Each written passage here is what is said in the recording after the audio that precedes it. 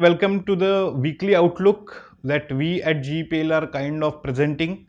This would consider the view on the Nifty as also two stock picks that are kind of relevant to the current market scenario. Now let's move on to the current market scenario where we are seeing the Nifty having closed down by 2% last week at a level of around 10,724. Well, the market seems to be largely sideways over last almost 4 months. It has largely shown us a band of around 11,120 on the higher side and around 10,340 on the lower side. And the dynamics of the market largely remain the same. However, if we come to the latest 4 weeks, we are seeing a range of around 11,100 on the higher side and around 10,500 on the lower side. Therefore, we are currently at the mid of this juncture, and in all likelihood, given the overall scenario, the market should correct up to a level of around 10,500 from here on.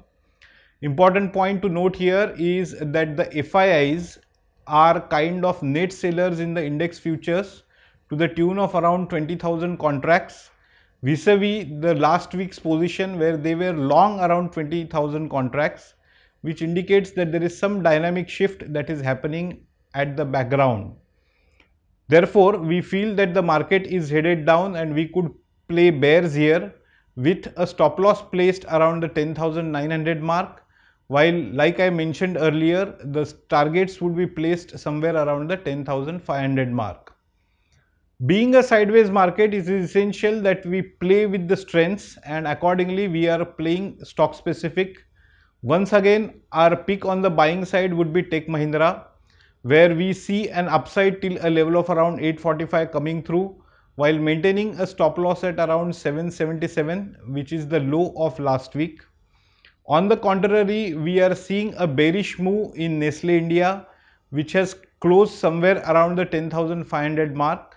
One could actually be selling it below the 10,400 mark for a 4-digit target, that is, one may play for a target of around 9,990 while maintaining a stop loss at a level of around 10,630.